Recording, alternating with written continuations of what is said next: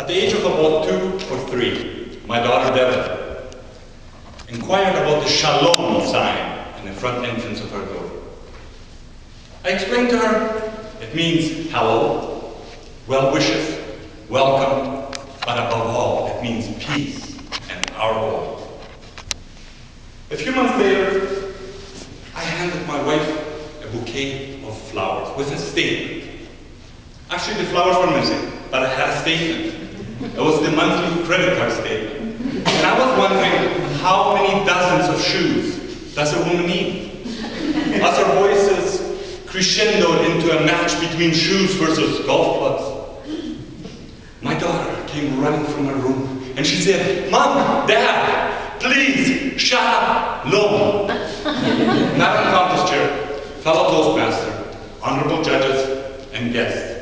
In marriage, we all strive for harmony, love, romance, and shalom. But there are times we actively have to work at it.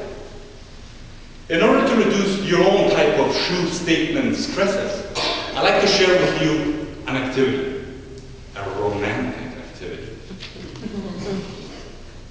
that worked very well for my wife and I. No need to get all excited. I'm not going to indulge you with free lessons on erotic position from the Mennonite Kama Sutra.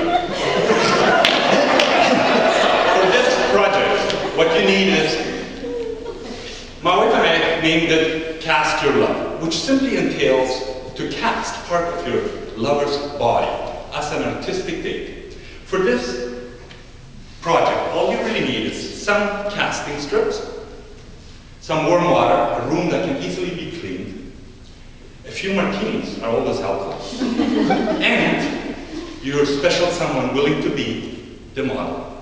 You take one of these strips, put it in warm water for a few seconds, and then gently on the skin where you desire to cast. Actually, before you do so, remember body hair. You want to either remove them or you want to put some baby oil on it. Sometimes baby oil doesn't quite do it. For example, if you're going to do your husband's chest and he's not so willing for you to wax it for him, you may want to use a nice layer of Vaseline on it because the romance will be over when you remove it. I once worked on a clay project of my feet. And this was the end product. Too bad they don't fit my wife. I could have saved them at least one pair. To get to this, I had to cast my feet in different stages. The little bit of baby oil just didn't do the trick. When the cast had dried, I had to wedge a tiny scissor between the skin and the cast to snip each individually highly strung, painful hair. The pain of removing cast with hair embedded in it is something that only our enemies, and perhaps some relatives, should experience. I will now show you one of the end products, or byproducts, of Cast Your Love. As you noticed, I purposely did not smooth out all the casting material.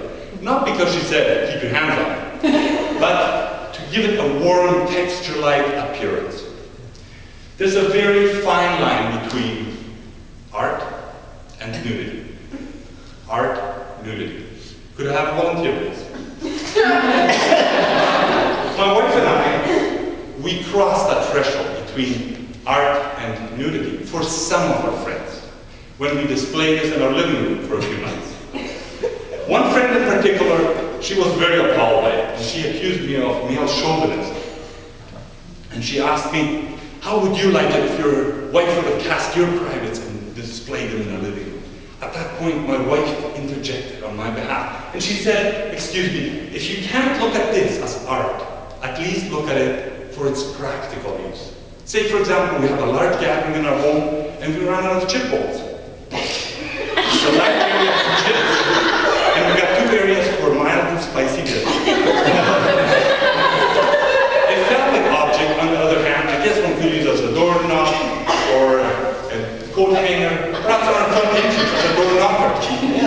Our friend, our critical friend, was very eagerly in agreement that a female torso was a much better choice. By now, I expect that some of you are wondering, can finally tell you where you can purchase Cast Your Love as a product with instructions. Unfortunately, this product never made it to the market. Then again, I wasn't part of Toastmasters back then. Otherwise, you may have seen me in a busy shopping mall right in the center, eagerly promoting this new and exciting art for play. Madam Prime Minister.